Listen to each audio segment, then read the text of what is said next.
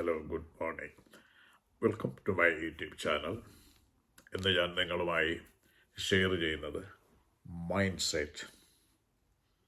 Mind പ്രീസ് set ചെയ്തിരിക്കുന്ന ചില ആൾക്കാർ കാണും. അപ്പോൾ കറോളസ് അഡ്വക്കിൻ്റെ the new psychology of success എന്ന പുസ്തകത്തിൻ്റെ കണ്ടൻ്റാണ് ഞാൻ നിങ്ങളുമായിട്ട് ഇവിടെ ഷെയർ ചെയ്യുന്നത്.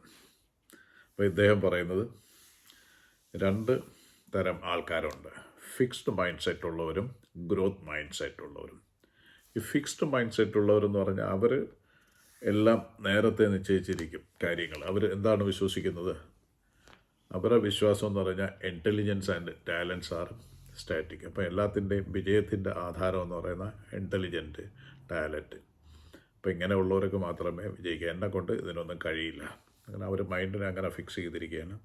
അതുപോലെ അത്തരം ആൾക്കാർ അവർ ഈ ചാലഞ്ചസ്, എന്തെങ്കിലുമൊക്കെ പ്രയാസമുള്ള കാര്യങ്ങളിലൊന്നും അവർ ഇടപെടത്തില്ല, അവോയ്ഡ് ചെയ്ത് കളയാതൊക്കെ. അതുപോലെ തന്നെ അവരെന്തെങ്കിലുമൊക്കെ സ്റ്റാർട്ട് ചെയ്യുന്നതിന് അവർക്ക് പേടിയായിരിക്കും, പരാജയപ്പെടുമെന്നുള്ള ഭയം ഉള്ള ആൾക്കാരായിരിക്കും. ആൻഡ് ഏത് കാര്യങ്ങളും തുടങ്ങിയാലും അത് പെട്ടെന്ന് തന്നെ കംപ്ലീറ്റ് ആവാതെ അവർ ഗിവ് അപ്പ് ചെയ്യും. ആ ഫിക്സ്ഡ് മൈൻഡ് സെറ്റ് ഉള്ളവരുടെ കാര്യങ്ങളാണ്. അതുപോലെ തന്നെ അവർ മറ്റുള്ളവർ ഫീൽസ് ത്രട്ടൺ ബൈ, ഇപ്പോൾ ആരെങ്കിലുമൊക്കെ ചെയ്തത് വിജയിച്ചാൽ ഇനിയിപ്പോൾ ഞാൻ ചെയ്ത് അവരെന്ത് വിചാരിക്കുക, എന്നെക്കൊണ്ട് അത് വിജയിപ്പിക്കാൻ പറ്റുമെന്നുള്ള ഒരു തോന്നലുള്ള ആൾക്കാരാണ് ഫീൽസ്. നെക്സ്റ്റ് രണ്ടാമത്തെ ആൾക്കാരെന്ന് പറഞ്ഞാൽ ഗ്രോത്ത് മൈൻഡ് സെറ്റ് ഉള്ളവർ. അവർ എന്ന് പറഞ്ഞാൽ അത് അവർ വിശ്വാസം എന്ന് പറഞ്ഞാൽ ഇതെല്ലാം നമുക്ക് ഡെവലപ്പ് ചെയ്യാവുന്നതാണ്. അപ്പോൾ അവർ ഈ ഗ്രോത്ത് മൈൻഡ് സെറ്റ് ഉള്ളവർ എപ്പോഴും മോട്ടിവേറ്റഡ് ആയിരിക്കും. അവർക്ക് മറ്റുള്ളവർ എന്തുകൊണ്ട് ചെയ്യുന്നു, എന്തുകൊണ്ട് എന്നെക്കൊണ്ട് ചെയ്തുകൂടാ, അപ്പം ഞാൻ ട്രൈ ചെയ്താൽ എന്നെക്കൊണ്ടും ഇത് സാധിക്കും എന്നുള്ള ഒരു മൈൻഡ് സെറ്റ് ഉള്ളവരാണ് ഗ്രോത്ത് മൈൻഡ് സെറ്റ് ഉള്ളവർ. ആ ഡെഡിക്കേഷനും ഹാർഡ് വർക്കും കൊണ്ട് എന്നെക്കൊണ്ടും കാര്യങ്ങൾ ചെയ്യാൻ പറ്റും എന്നുള്ള വിശ്വാസക്കാരാണ് ആ ഗ്രോത്ത് മൈൻഡ് സെറ്റ് ഉള്ളവർ. അങ്ങനെ ഉള്ള ആൾക്കാർ എന്ത് ദുർഘടമായ ഘട്ടങ്ങൾ വന്നാലും അതിനെയൊക്കെ ഫേസ് ചെയ്യാനുള്ളൊരു ഉൾക്കരുത്ത് അവരൊക്കെ ഉണ്ടായിരിക്കും. And learn from criticism. ആരുടെയെങ്കിലുമൊക്കെ വിമർശനങ്ങളൊക്കെ വന്നാൽ അതിൽ നിന്ന് പാഠങ്ങൾ ഉൾക്കൊണ്ട് അവർ മുന്നോട്ട് പോകും. അവരത് ഗിവ് അപ്പ് ചെയ്യത്തില്ല. അത്തരം ആൾക്കാർ ഗ്രോത്ത് മൈൻഡ് സെറ്റ് ഉള്ളവർ. അടുത്ത ഇതിൽ ഈ ബുക്സിൽ പറയുന്ന കീ ലെസൺസ്: എഫർട്ട്. നമ്മൾ പരിശ്രമിക്കാതെ effort matters more than talent. Effort ആണ്. നമ്മൾ പുട്ട് ആൻ എഫർട്ട്, വർക്ക് ചെയ്യാതെ കഴിവുണ്ടെന്ന് പറഞ്ഞിട്ട് നമുക്ക് കാര്യങ്ങൾ നേടാൻ പറ്റില്ല. You have to do the work. അതിൻ്റെ പിന്നിൽ നിങ്ങൾ പ്രവർത്തിച്ചെങ്കിൽ മാത്രമേ നിങ്ങൾക്ക് റിസൾട്ട് കിട്ടത്തുള്ളൂ.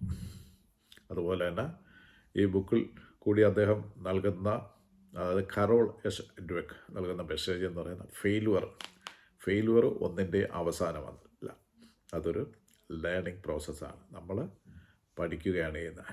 നമ്മൾ എന്തുകൊണ്ട് ഫെയിലുവറായി, അതിൻ്റെ ഒരു സ്റ്റെപ്പിംഗ് സ്റ്റോൺ, ഒരു ചവിട്ടുപടിയാണ് പരാജയം. അത് പരാജയം എന്നുള്ള ഒരു വേർഡ് അതിലുപയോഗിക്കുന്നില്ല.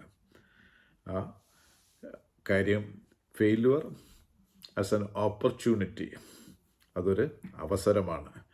അതിൽ കൂടെ നമ്മൾ ഗ്രോ ചെയ്യുന്നു. ഈ ഓതർ ഈ ബുക്കിൽ കൂടെ പറയുന്നത് പ്രൈസ് വൈസിൽ, നമ്മളെന്ത് ചെറിയ ഇത് ചെയ്താലും അതിനെ പ്രൈസ് ചെയ്യണം. അത് പ്രൈസ് ചെയ്യുന്ന പുകഴ്ത്തി പറയണം. നമ്മൾ നിരുത്സാഹപ്പെടുത്തുന്ന രീതിയിലുള്ള സംഭാഷണം ആവരുതെന്നാണ് ഞാൻ ഉദ്ദേശിച്ചത്. എന്നത് ഈ പ്രൈസ് ചെയ്യുന്നത് അവരെ എൻകറേജ് ചെയ്യും. അവരുടെ ഗ്രോത്തിനെ അത് എൻകറേജ് ചെയ്യും. അതുപോലെ തന്നെ ഇന്നറ്റ് എബിലിറ്റി, പുതിയ നമ്മളിലുള്ള ആ കഴിവുകളൊക്കെ വർദ്ധിപ്പിക്കുന്നതിന് നമ്മൾ ഒരു ഉത്തേജനം കൊടുക്കുക. നമ്മൾ എന്തെങ്കിലുമൊക്കെ ചെയ്തപ്പോൾ വെൽ ഡൺ എന്നൊക്കെ നമ്മൾ പറയത്തില്ല, കൊള്ളാം, നന്നായി എന്നൊക്കെ പറയുമ്പോൾ ആ ഒരു പ്രചോദനം നമുക്ക് കൂടുതൽ കാര്യങ്ങൾ വളരെ കരുത്തോടു കൂടി ചെയ്യുന്നതിനുള്ള ഒരു എനർജി കിട്ടും.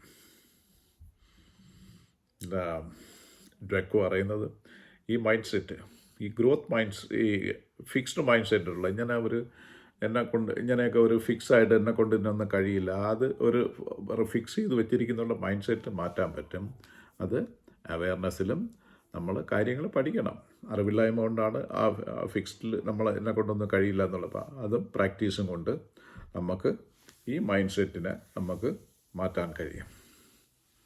ജസ്റ്റ് ത്രൂ അവെയർനെസ്സും പ്രാക്ടീസും കൊണ്ട്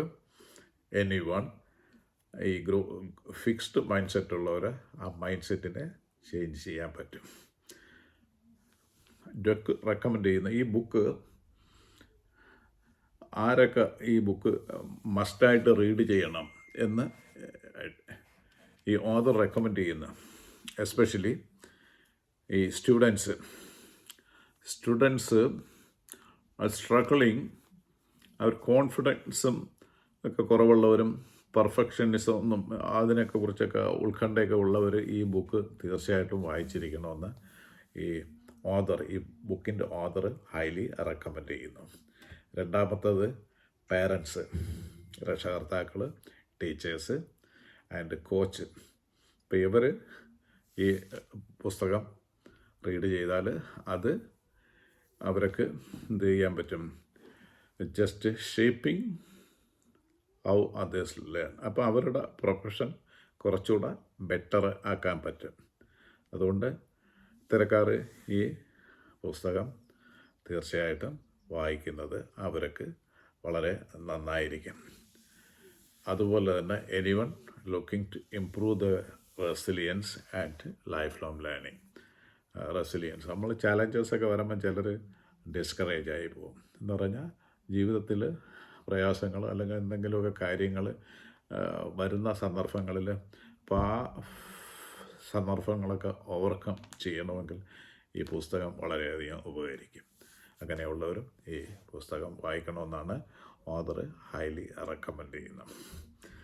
ഓക്കെ, ദെൻ ഈ വീഡിയോയിൽ കൂടെ അയാൾ രണ്ട് ക്ലിയർ കമ്പാരിസനാണ്, രണ്ട് തരക്കാരെയാണ് അയാൾ കമ്പയർ ചെയ്യുന്നത്. ഫിക്സ്ഡ് മൈൻഡ് സെറ്റുള്ളവരും ഗ്രോത്ത് മൈൻഡ് സെറ്റുള്ളവരും. അപ്പം ഈ മൈൻഡ് സെറ്റിനെ നമുക്ക് മാറ്റാൻ പറ്റും ത്രൂ ലേണിങ്ങും പ്രാക്ടീസും അവെയർനെസ്സും കൊണ്ട്. അപ്പോൾ ഈ വീഡിയോ നിങ്ങൾക്ക് ഇഷ്ടപ്പെട്ട് എങ്കിൽ ലൈക്ക് ചെയ്യുക, ഷെയർ ചെയ്യുക, സബ്സ്ക്രൈബ് ചെയ്യുക. അപ്പം ഇതുവരെ ഈ വീഡിയോ സശ്രദ്ധം വാച്ച് ചെയ്ത എല്ലാവർക്കും നന്ദി, നമസ്കാരം. അപ്പം വളരെ യൂസ്ഫുള്ളായിട്ടുള്ള വേറെ ഒരു വീഡിയോയുമായിട്ട് അടുത്ത ദിവസങ്ങളിൽ വരുന്നതായിരിക്കും. അതുവരെ എല്ലാവർക്കും ബൈ.